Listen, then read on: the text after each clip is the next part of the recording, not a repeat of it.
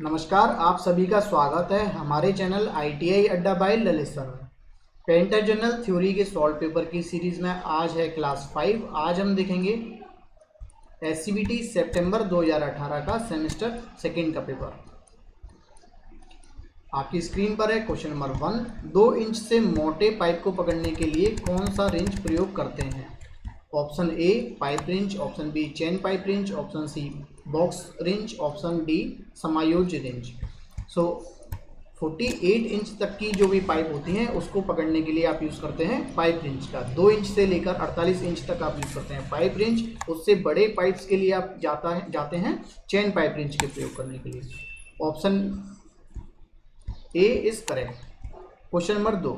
Flux क्या है? सफाई agent, D oxidiser, option A और बी दोनों, या ऑप्शन डी उपरोक्त में से कोई नहीं। तो आपको पता है फ्लक्स क्या होता है। जब भी आप सोल्डरिंग करते हैं तो सोल्डरिंग करने से पहले आप जो भी सोल्डरिंग वायर होता है उस वायर पर एक केमिकल लगाते हैं, एक जेल लगाते हैं। उस जेल को आप क्या बोलते हैं? फ्लक्स बोलते हैं। उसका काम होता है एक तो सफाई करना, जो भी आपके जिस जगह आपको सोल्डरिंग करनी है उसकी अच्छे से सफाई कर देता है वो, क्योंकि वो जल्दी से गल जाता है, और उसकी क्लीनिंग कर देता है। और क्या करता है? और उसका काम होता है डी ऑक्सीडाइजर की तरह वो काम करता है। वहाँ जो भी गैसेस होती हैं उनको वो बाहर निकालता है, जिससे कोई भी वहाँ कोरोजन की संभावना ना हो, वहाँ जंग लगने की संभावना ना हो। Question number 3। HDPE का क्या मतलब है? HDPE का पूरा नाम होता है high density polyethylene. High density polyethylene. आइए देखते हैं क्वेश्चन नंबर 4। GI पाइप में GI का क्या अर्थ होता है? GI पाइप में GI का पूरा नाम क्या होता है? सो GI का पूरा नाम होता है गैल्वेनाइज्ड आयरन। GI का पूरा नाम होता है गैल्वेनाइज्ड आयरन। सोल्डर किस प्रकार की धातु है? सोल्डर किस प्रकार की धातु है? तो सोल्डर जो होता है वो एक तरह की मिश्र धातु होती है, और इसमें टिन और लेड का मिश्रण होता है। ये सोल्डर क्या होता है? टिन और लेड का मिश्रण होता है। कुछ प्रतिशत इसमें कैडमियम का भी हम मिलाते हैं, जिससे कि इसको और बेहतर बनाया जा सके। लेकिन बेसिकली ये एक मिश्र धातु है और टिन और लेड का मिश्रण इसमें होता है। आइए देखते हैं क्वेश्चन नंबर 6। धारा मापने का यंत्र है। धारा मतलब आप करंट आप कैसे मेजर करते हैं? अमीटर में मेजर करते हैं। से पहले पार्टों पर फ्लक्स लगाया जाता है। किससे पहले पार्टों पर फ्लक्स लगाते हैं? तो अभी मैंने आपको बताया था सोल्डरिंग से पहले आप क्या करते हैं? पार्टों पर फ्लक्स लगाते हैं। ये मैंने आपको भी बताया था। घरेलू उपकरणों के लिए सप्लाई वोल्टेज है। जो घरेलू सप्लाई होती है, मतलब आपके घरों में जो सप्लाई होती है वो किस तरह की सप्लाई होती है? तो एक तो वो 220 वोल्ट की होती है, और AC सप्लाई होती है, वो अल्टरनेटिव करंट की सप्लाई होती है, DC सप्लाई नहीं होती है। जो आपकी बैटरी होती है वो कैसा करंट आपको निकालती है? वो DC सप्लाई निकालती है। तो इसका राइट आंसर होगा बी। देखते हैं क्वेश्चन नंबर 9 आपकी स्क्रीन पर है। घरेलू विद्युत सप्लाई आमतौर पर होती है। घरेलू विद्युत सप्लाई, जो घरेलू आपके घरों में जो सप्लाई होती है वो कैसी होती है? वो सिंगल फेज सप्लाई होती है। जो इंडस्ट्रियल सप्लाई होती है वो 3 फेज सप्लाई होती है। 2 रंगों को मिलाने से प्राप्त रंग को क्या कहते हैं? 2 रंगों से मिलकर जो रंग बनता है उसको आप बोलते हैं सेकेंडरी कलर। 2 सेकेंडरी कलर को मिलाकर जब कोई रंग बनता है तो आप उसको बोलते हो टर्जरी कलर। उसको आप बोलते हैं टर्जरी कलर। देखते हैं क्वेश्चन नंबर 11। साधारण हथौड़े निम्न धातु के बनाए जाते हैं। साधारण हथौड़े जो होते हैं, जो सिंपल हैमर होते हैं, वो कैसे बनाए जाते हैं? तो मैंने आपको बताया था, जहाँ भी हार्डनेस की बात होगी, जहाँ भी खुरचने की बात होगी, उस चीज़ को आप बनाएंगे कास्ट आयरन से। और जहाँ भी इम्पैक्ट लोड की बात होगी, जहाँ भी सडन लोड की बात होगी, उसको आप बनाएंगे हाई कार्बन स्टील से। उसको आप बनाएंगे हाई कार्बन स्टील से। तो हथौड़ा है, इम्पैक्ट लोड की बात हो रही है, तो उसको आप किससे बनाएंगे? हाई कार्बन स्टील से। आइए देखते हैं क्वेश्चन नंबर 12। ट्राई स्क्वायर का साइज लिया जाता है। ट्राई स्क्वायर का जो साइज होता है वो लिया जाता है उसके ब्लेड के कार्यकारी लंबाई से। उसके ब्लेड की कार्यकारी लंबाई से, कि उसका ब्लेड कितना बड़ा है। Question number 13। स्क्राइबर को निम्न धातुओं में से किस धातु से बनाया जाता है? स्क्राइबर का क्या काम होता है? स्क्राइबर भी एक तरह से मार्किंग के लिए यूज किया जाता है, खुरचने का काम है। आपको क्या चाहिए उसमें? उसकी हार्डनेस चाहिए ज़्यादा। तो हार्डनेस ज़्यादा कब होगी? जब आप उसको कास्ट आयरन से बनाएंगे। जब आप उसको किससे बनाएंगे? कास्ट आयरन से बनाएंगे। देखते हैं क्वेश्चन नंबर 14। आपकी स्क्रीन पर है, माइक्रोमीटर की डेटम लाइन कहाँ होती है? रिपीटेड क्वेश्चन है, कल के पेपर में भी था। माइक्रोमीटर की जो डेटम लाइन होती है वो उसके मेन स्केल पर होती है। शीट की मोटाई नापने के लिए आप किस गेज का प्रयोग करते हैं? शीट की मोटाई जो आप मेजर करते हैं वो आप मेजर करते हैं कैलिपर गेज से। धातुओं का वह गुण जिसके कारण बर्तन बनाए जाते हैं। बर्तन क्यों बनाए जाते हैं? बर्तन क्यों बनाए जाते हैं धातुओं से? क्योंकि उसमें टफनेस ज़्यादा होती है। टफनेस का मतलब होता है कि इम्पैक्ट टू लोडिंग। टफनेस का मतलब है इम्पैक्ट टू लोडिंग या resistance to impact. Resistance to impact का मतलब है उस पर आपने एकदम से सडन लोड लगाया, उसको वो सह गया। सो धातुओं का वह गुण जिसके कारण बर्तन बनाए जाते हैं वो क्या है? उसकी टफनेस। अगला क्वेश्चन देखते हैं। आयरन का सबसे शुद्ध रूप है। आयरन का, लोहे का सबसे शुद्ध रूप जो होता है उसका नाम होता है रफ आयरन, है ना। रफ को इंग्लिश में इन्होंने बोला है रॉड उसका प्रोनाउंसिएशन निकलता है। सो आयरन का सबसे शुद्ध रूप होता है रॉट आयरन। इसमें अप्रोक्सीमेट 0.12 से लेकर 0.25% कार्बन होता है। देखते हैं क्वेश्चन नंबर 18। ड्रिल की ऊष्मा उपचार करने के लिए गर्म करके उसकी तेल में क्वेंचिंग की जाती है, मतलब उसको बाद में तेल में ठंडा होने के लिए डाल दिया जाता है। इस समय उसे तेल में किस दिशा में डालना चाहिए? तो इसको आप खड़ी अवस्था में डालते हैं, है ना। इस तरह से अगर आपकी ये ड्रिल बिट है तो आप इसको कैसे डालेंगे? इसको खड़ी अवस्था में तेल के अंदर डालेंगे। इसको आप लेटी अवस्था में नहीं डालेंगे। अगर आप लेटी अवस्था में डालेंगे तो क्या होगा कि जो नीचे का पार्ट है और ऊपर का पार्ट है वो होमोजीनियस नहीं रहेगा, वो यूनिफॉर्म नहीं रहेगा। इस तरह से जब आप डालते हैं तो बाहर पूरी की पूरी जो आपका क्रॉस सेक्शन है वो क्रॉस सेक्शन की प्रॉपर्टी सेम होनी चाहिए। तो क्रॉस सेक्शन की प्रॉपर्टी सेम रखने के लिए आप उसको खड़ी अवस्था में डालते हैं। देखते हैं क्वेश्चन नंबर 19 आपकी स्क्रीन पर है। रेती की लंबाई मापी जाती है। रेती मतलब फाइल। आप फाइल की जो लेंथ है वो आप कैसे नापते हैं? उसके टैग से पॉइंट तक। उसके टैग मतलब जो उसका लास्ट पॉइंट होता है जहाँ से कर्व होना शुरू हो जाता है पार्ट और हैंडल में जॉइंट होता है। सो टैग से पॉइंट तक की जो लंबाई होती है वो क्या होती है? रेती की एक्चुअल लंबाई होती है। देखते हैं क्वेश्चन नंबर 20 आपकी स्क्रीन पर आ चुका है। क्वेश्चन नंबर 20 ड्रिल द्वारा कटिंग करके किस दिशा में घूमने पर होती है? ड्रिल जब घूमती है तो किस दिशा में घूमती है जब वो कटिंग करती है? सो स्पेशल केस में क्लॉकवाइज एंटी क्लॉकवाइज दोनों होती हैं, लेकिन जनरली की बात अगर आप कर रहे हैं तो वो होती है क्लॉकवाइज। ड्रिल की चाल को कैसे दर्शाया जाता है? ड्रिल कितनी स्पीड में चल रही है आप उसको कैसे बताएंगे? तो ड्रिल बिट आपकी कितने राउंड्स लगा रही है, वो कितने चक्कर लगा रही है, तो कितने राउंड्स पर मिनट, आरपीएम में आप इसको बताते हैं। बेलनाकार जॉब को पकड़ने के लिए निम्न में से किसका प्रयोग करते हैं? अगर आपके पास एक सिलेंड्रिकल शेप का जॉब है, एक बेलनाकार जॉब है, तो उसको आप पकड़ने के लिए एक टूल का यूज़ करते हैं। एक स्पेशल टूल का नाम है, उसका नाम है स्लीव। उसका नाम है स्लीव, एक टूल होता है, उससे आप उसको पकड़ते हैं। सरफेस फिनिश के कितने ग्रेड होते हैं? सरफेस फिनिश को मैं आगे आने वाली क्लासों में जब थ्योरी की क्लास चालू होगी इसको बहुत अच्छे से आपको बताऊंगा। अभी के लिए सिर्फ इतना कि जो सरफेस फिनिश होता है उसमें टोटल 12 ग्रेड होते हैं। 12 ग्रेड N1 से लेकर N12 तक होते हैं। N1, N2, N3 इस तरह से N12 तक होते हैं। और N12 की जो वैल्यू होती है वो मैक्सिमम होती है 50।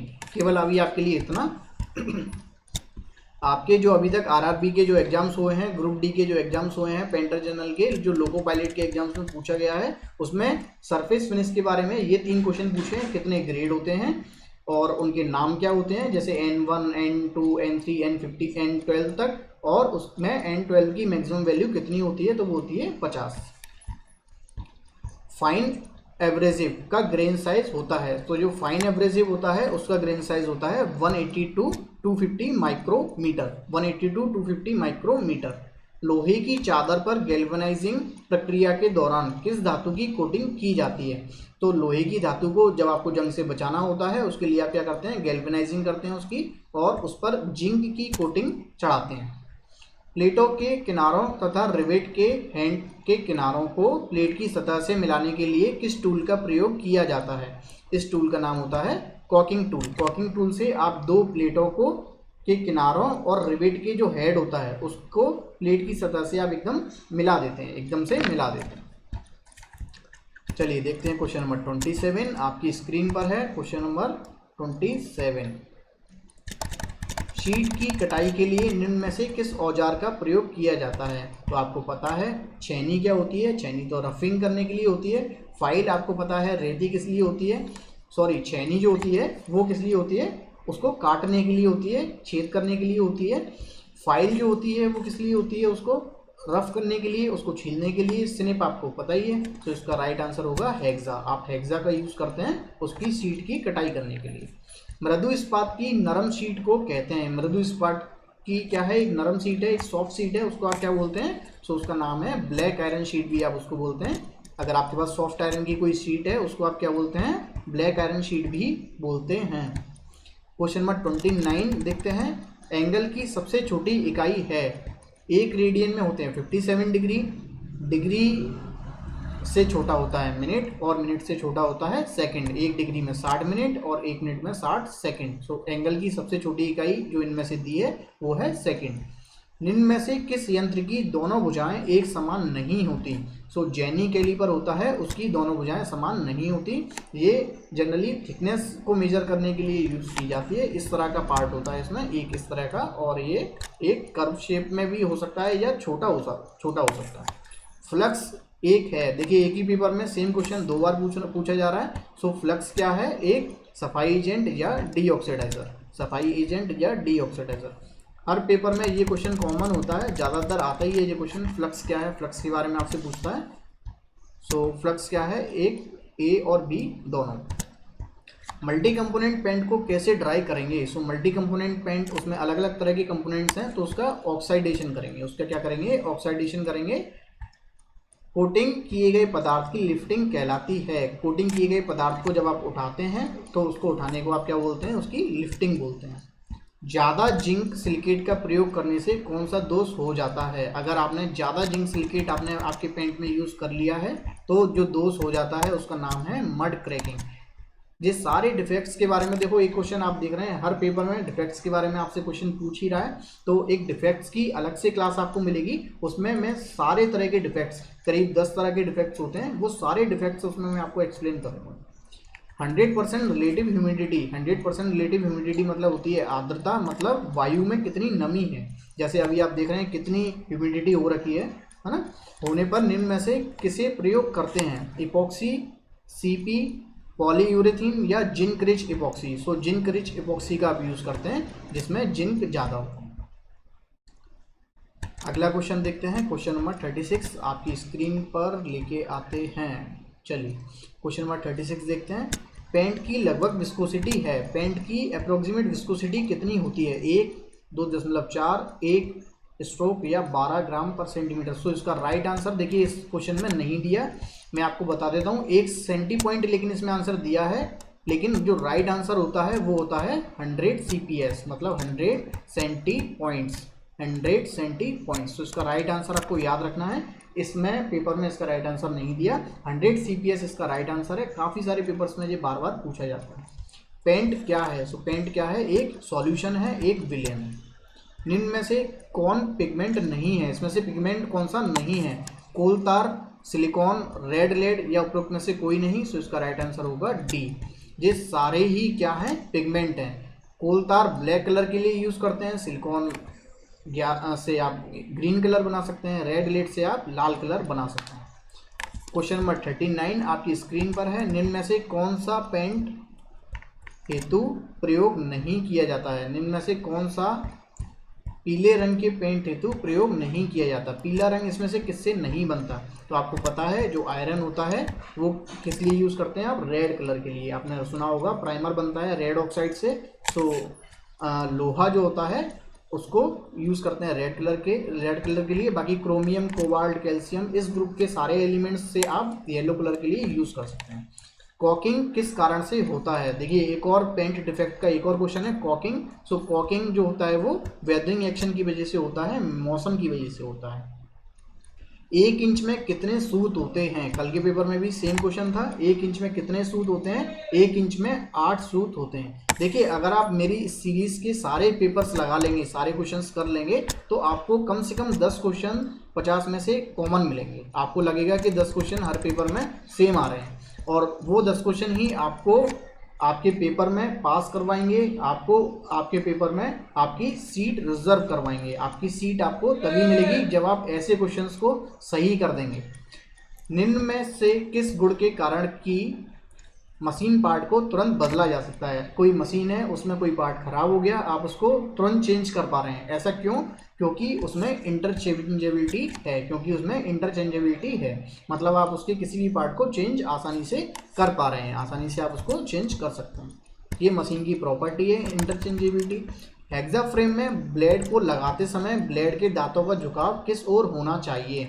हेक्सा ब्लेड आपने देखा है, कटिंग के लिए आप यूज़ करते हो उसको, तो उसके जो ब्लेड्स होते हैं, जो इंक्लाइंड ब्लेड्स होते हैं, उनकी डायरेक्शन होनी चाहिए फ्लाइट नट की तरफ, मतलब आगे की तरफ जो फ्लाई नट लगा होता है सबसे आगे फ्रेम पर, तो उसकी तरफ उसकी डायरेक्शन होनी चाहिए, जिससे जब आप उसको यूज़ करें तो कोई भी ऑब्जेक्ट के ऊपर जब आप उसको फेरेंगे तो जब वो आगे की तरफ जाएगा तो कट करेगा, और जब पीछे की तरफ आएगा तो वो कुछ नहीं करेगा। ठीक है। आर्क वेल्डिंग में आंखों का बचाव निम्न में से किससे रखना आवश्यक है? तो आपको पता होना चाहिए कि आर्क वेल्डिंग में कौन सी रे निकलती है। आपसे पूछा जा रहा है स्पार्क, इंफ्रारेड रे, अल्ट्रावायलेट परावैंगनी किरणें, या इंफ्रारेड और अल्ट्रावायलेट दोनों।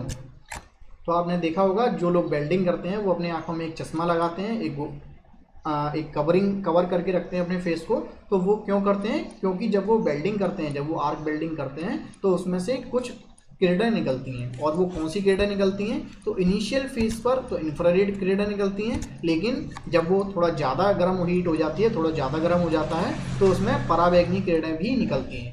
तो 44 का राइट आंसर होगा डी, इंफ्रारेड और अल्ट्रावायलेट किरणें। शीट मेटल जोड़ को लीक प्रूफ बनाने के लिए, दो शीटें हैं उनको लीक प्रूफ बनाना है।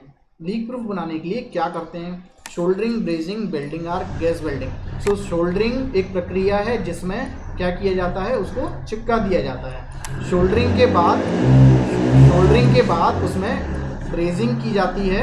ब्रेजिंग का मतलब होता है कि दो आपके पास शीटें हैं और दो शीटों को आपने पूरी तरह से उसमें फिलिंग कर दी। आपने क्या किया, उसको पूरी तरह से फिलिंग कर दी, तो इस प्रक्रिया को बोलते हैं ब्रेजिंग। इस प्रक्रिया को बोलते हैं ब्रेजिंग। अगला क्वेश्चन है 46, कटिंग टॉर्च में कितने पाइप होते हैं? कटिंग टॉर्च में कितने पाइप होते हैं? गैस वेल्डिंग जो लोग करते हैं, आपने देखा होगा गैस वेल्डिंग करते हुए, तो वहाँ एक टॉर्च यूज़ करते हैं, वो टॉर्च यूज़ करते हैं। उस टॉर्च में टोटल कितने पाइप होते हैं? तो दो पाइप होते हैं उसमें। एक पाइप जो होता है वो गैस सिलेंडर से जुड़ा होता है, और दूसरा पाइप होता है वो एक कंटेनर होता है जिसके अंदर लाइम भरा होता है, चूना भरा होता है, उसमें पानी डालते हैं तो कुछ गैस बाहर निकलती है, उस गैस में और एक गैस सिलेंडर से, उन दोनों के मिलने से कटिंग टॉर्च में आग लगती है और उससे कटिंग की जाती है। सो अभी के लिए सिर्फ इतना कि कटिंग टॉर्च में कितने पाइप होते हैं? दो पाइप होते हैं। सफ़ेद के साथ रंग का मिश्रण है जो रंग को लाइट करता है, जो रंग को हल्का करता है। चलिए, इसके लिए एक अलग से भी क्लास बनाने का मैं सोच रहा था, लेकिन चलो अब यहाँ चीज़ आ गई है तो यही मैं इन सारी चीज़ों को एक्सप्लेन कर देता हूँ। टिंट, शेड, ह्यू और आरजीबी, चार चीज़ें होती हैं। तो जब भी आप किसी कलर के साथ, एक कलर आपके सामने है, उसमें आप क्या करें, वाइट कलर मिलाएं। तो आपने मान लीजिए 10% वाइट मिलाया, फिर आपने 20% मिलाया, तो उसका कुछ हल्का हल्का होता जाएगा, वो कलर हल्का होता जाएगा। तो जब आप वाइट मिलाते हैं तो आप इसको बोलते हैं टिंट। जब आप वाइट मिलाते हैं तो इसको आप क्या बोलते हैं? टिंट। मैं यहाँ W लिख रहा हूँ। जब आप ब्लैक कलर मिलाते हैं तो इसको आप बोलते हैं शेड।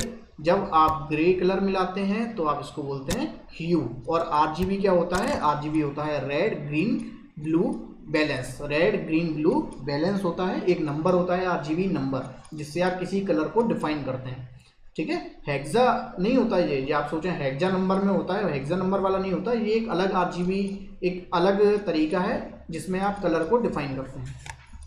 सो फिलहाल सफ़ेद के साथ आपसे पूछा था तो इसका राइट आंसर होगा ए, टिंट। आपको लेकिन ये सारे याद रखने हैं, अलग अलग पेपर्स में ये सब कुछ पूछा जाता है और पूछा भी गया है। देखते हैं क्वेश्चन नंबर 48। पेंटिंग में लगभग ओवरलैप कितना होता है? जब आप स्प्रे पेंटिंग करते हैं या आप एक दीवार पर पेंटिंग करते हैं तो कितनी ओवरलैपिंग करते हैं? तो उसमें 10 सेंटीमीटर की आप ओवरलैपिंग करते हैं। 100 mm आपको दिया है, सो 100 mm की आप पेंटिंग को ओवरलैपिंग करते हैं। आरएसी नंबर निम्न में से क्या दर्शाता है? तो RAC नंबर हर कलर को डिफाइन करने के लिए एक नंबर होता है जिसको आप बोलते हैं RAC नंबर, जिसको आप क्या बोलते हैं? RAC number. ये ट्रेन वाला RAC नहीं है, ये कौन सा RAC है? कलर कोडिंग वाला RAC है। सो इसके लिए आप बोलेंगे कि कलर कोड। इस सिस्टम में कुछ और चीज़ें इसके बारे में बता देता हूँ। ये एक UN सिस्टम है, यूनाइटेड नेशन सिस्टम है RAC नंबर, और इसमें कुछ कलर हैं जो रजिस्टर्ड हैं। सो कितने कलर रजिस्टर्ड हैं इसमें? 1625 कलर इसमें रजिस्टर्ड है। 1625 कलर इसमें रजिस्टर्ड है। एक बार आप इसको अच्छे से देख लेना, मुझे कंफर्म नहीं है, लेकिन हाँ शायद 1625 कलर ही इसमें रजिस्टर्ड है। ओके, 1625 कलर इसमें रजिस्टर्ड हैं और मोस्टली यूज़ किया जाता है UN सिस्टम में यूज़ किया जाता है। चलिए क्वेश्चन नंबर 50 देखते हैं। सो ये लास्ट क्वेश्चन है आज का। इसको पूरा करने से पहले मैं आपको बोल दूं कि अगर आपने अभी तक इस चैनल को सब्सक्राइब नहीं किया तो इस चैनल को सब्सक्राइब कर लें, इस वीडियो को लाइक कर दें और आपके दोस्तों के साथ इस वीडियो की लिंक को शेयर कर दें। क्वेश्चन नंबर 50 देखते हैं। निम्न में नॉन ड्राइंग तेल क्यों प्रयोग किया जाता है? निम्न में नॉन ड्राइंग तेल को क्यों प्रयोग किया जाता है? सो नॉन ड्राइंग तेल यूज़ किया जाता है तेज़ी से सूखने वाले, धीमे सूखने हेतु, केमिकल रिएक्शन को एक्टिव करने हेतु या फ्लेक्सिबिलिटी के लिए। सो नॉन ड्राइंग तेल को यूज़ किया जाता है जिससे कि पेंट धीरे सूखे, है ना, पेंट क्या करे? धीरे सूखे। ठीक है, अगर आप उसका एप्लीकेशन नहीं कर पा रहे थे तो उसको आप अप्लाई कर पाएँ आराम से, उसको आपको टाइम मिल जाएगा। आप नॉन ड्राइंग तेल आप मिला देंगे तो वो जल्दी से नहीं सूखेगा और वो आराम से सूखेगा, जिससे आप आपकी जो दीवार है, जो भी आपके ऑब्जेक्ट है, उस ऑब्जेक्ट पर आराम से आप उसको अप्लाई कर पाएँ, आराम से आप उसके पूरे एप्लीकेशंस को कर पाएँ। इस क्लास को देखने के लिए आपका बहुत बहुत धन्यवाद। Thank you. Stay home, stay safe.